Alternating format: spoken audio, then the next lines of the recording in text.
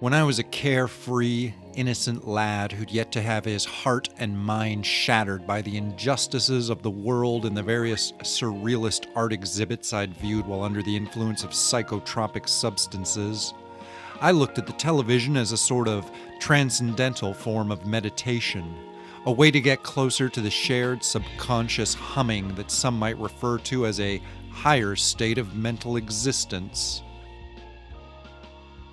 Now I mostly just watch the ads, basking in the 30-second comedic melodramas that always teach me about some interesting new product or service I could consider adding to my regular routine if I just had a little more money. I'm Anonymous Cubed, and I'm into solving problems and punching goblins. That's because I'm a detective and a paranormal investigator, but one time I was also a contestant on the seemingly cursed game show Who Wants to Die in a Horrible Accident? I'm sure you've heard of the show. It's been on channel 8011 since I was a kid, right after The Price Hates You and right before Circle of Cubes.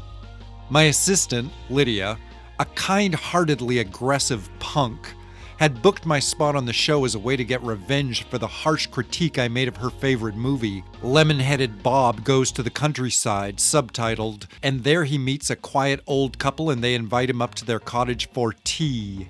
I guess it's her favorite independent film about zombies where the hook is that the movie doesn't actually contain any zombies. It's just 3 hours of a boring guy hanging out with some of the dullest people ever captured on film.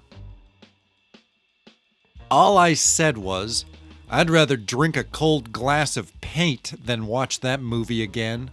And the next day, Lydia was handing me a ticket to a taping of this game show, along with enough change for bus fare, which suggested she'd been hanging out in the back alley, cheating at darts to hustle handfuls of coins from the inebriated musicians who could be found back there, lolling around in the early evening sunsets like a pack of brain-dead cats. She assured me, "You'll love it, boss. You told me yourself it was your favorite show back when you were depressed all the time and still owned a TV." So, I politely stormed my way onto a city bus and rode it all the way to the middle of Midtown where the show was filmed. The host of the program was a frighteningly smug actor named Biff Brucington. He had an elongated mouth like a banana on its side, full of sharp little teeth, like somebody had filed down a few rows of tombstones. Atop his skull was a tousled burst of red hair, rising like the cresting wave of a crimson tsunami. He wore a silver-blue tuxedo and oversized purple high-top sneakers.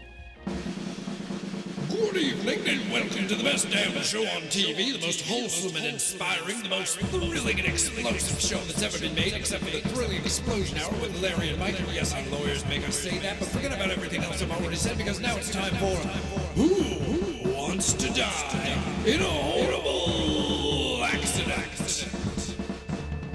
I did my best. There was trivia. There were physical challenges. They beat me with a series of increasingly painful rubber tubes. But I could not pull out a victory.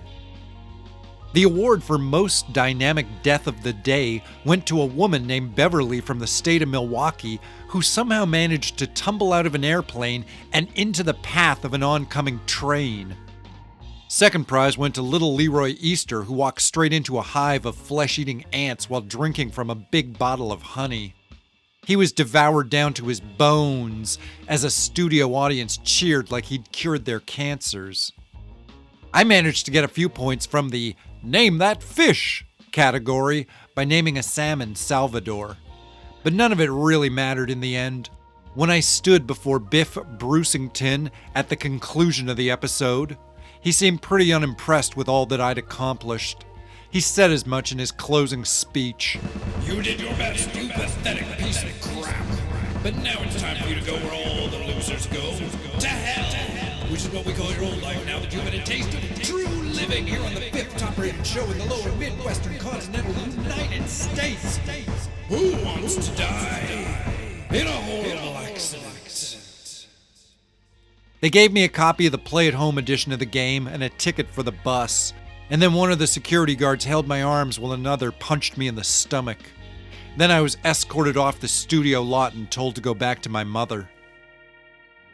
I'm Anonymous Cubed, and sometimes you can do your best and still not wind up doing so great, because sometimes the game is rigged, and sometimes the game is just stupid.